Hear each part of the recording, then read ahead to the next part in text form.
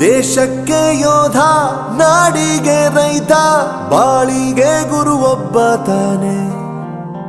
ಅಕ್ಷರ ಕಲಿಸೋ, ಅಜ್ಞಾನ ಅಳಿಸೋ, ಅವನೂನು ಅನ್ನದಾತಾನೆ.